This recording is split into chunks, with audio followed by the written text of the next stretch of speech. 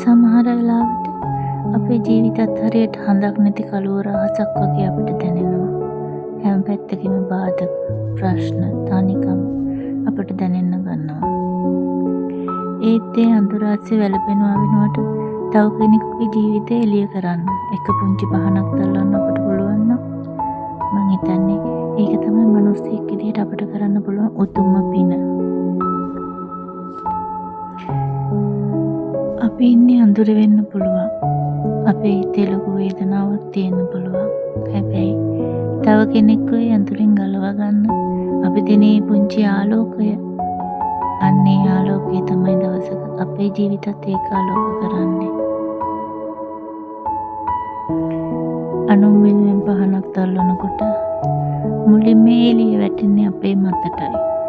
ඒ නිසා අඳුරට බය වෙන්න එපා. අඳුරට ඡාප කරන්නත් එපා.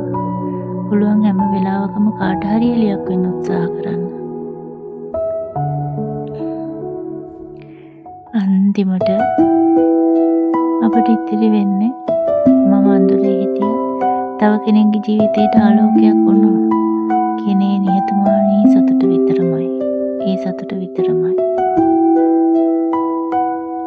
මේ වගේ හිතට දැනෙන අදහස් සහ ජීවිතේ ශක්තියක් වෙන දේවල් තවත් අහන්න. විත්සදපොලි අපේ YouTube නාලිකාව ලයික් කරලා කමෙන්ට් කරලා අපිත් එක්ක එකතු වෙන්න.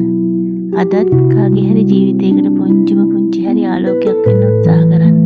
උත්සාහ කරන ලැබෙන්න